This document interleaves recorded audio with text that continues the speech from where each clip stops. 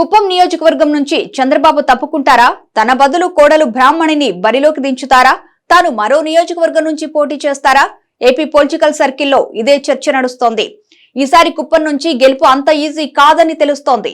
చంద్రగిరి నియోజకవర్గానికి చెందిన చంద్రబాబు కుప్పం నియోజకవర్గానికి మారి చాలా రోజులవుతుంది. వరుస విజయాలతో కుప్పంను పెట్టని కోటగా చంద్రబాబు మార్చుకున్నారు. అయితే ఈసారి కుప్పంలో చంద్రబాబును ఓడించాలని వైసీపీ కసిగా పనిచేస్తోంది. గత ఎన్నికల్లో 30,000 మెజార్టీతో చంద్రబాబు గెలుపొందారు. అంతకు ముందు ఎన్నికల్లో 40,000 మెజార్టీకి పైనే చంద్రబాబు సాధిస్తూ వచ్చారు. కానీ గత ఎన్నికల్లో జగన్ ప్రభంజనంలో మెజార్టీ తగ్గింది. అధికారంలోకి వచ్చిన తర్వాత జగన్ ప్రత్యేకంగా కుప్పం నియోజకవర్గంపై ఫోకస్ పెట్టారు. సీనియర్ మంత్రి పెద్దిరెడ్డి రామచంద్రారెడ్డికి ఆ నియోజకవర్గ బాధ్యతలు అప్పగించారు. అయితే పూర్తి స్థాయిలో పట్టు సాధించిన పెద్దిరెడ్డి టీడీపీ క్యాడర్ను వైసీపీ వైపు టర్న్ అయ్యేలా పావులు కదిపారు. స్థానిక సంస్థలతో పాటు మున్సిపల్ ఎన్నికల్లో ఏకపక్ష విజయాలు సాధించారు. అప్పటి నుంచే వైనాట్ కుప్పం అన్నట్టు ప్రచారం చేస్తున్నారు. కుప్పంను ప్రత్యేక రెవెన్యూ డివిజన్ గా ప్రకటించడంతో పాటు మున్సిపాలిటీలో అభివృద్ధి పనులు చేపడుతున్నారు. ఇవన్నీ కలిసి వస్తాయని వైసీపీ భావిస్తోంది.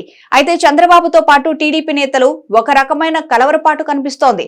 అందుకే చంద్రబాబు తరచూ కుప్పం పర్యటనలకు శ్రీకారం చుడుతున్నారు. గత ఏడాది కాలంలో ఏకంగా కుప్పం నియోజకవర్గంలో 8 సార్లు చంద్రబాబు పర్యటించారు.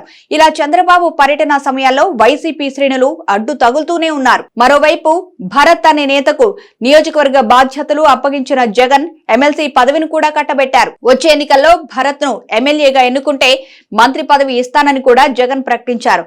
అయితే కుప్పంలో చంద్రబాబును ఓడించడం అంత తేలికైన పని కాదని జగన్ కు తెలుసు. అయినా సీనియర్ మంత్రి పెద్దిరెడ్డి రామచంద్రారెడ్డితో జగన్ చేయని ప్రయత్నం అంటూ లేదు. చంద్రబాబును మానసికంగా దెబ్బ కొట్టేందుకు సైతం వైసీపీ సిద్ధపడింది. చంద్రబాబు కుప్పం నుంచి తప్పుకుంటారని, వేరే నియోజకవర్గం నుంచి పోటీ చేస్తారని సోషల్ మీడియాలో ప్రచారం చేస్తోంది.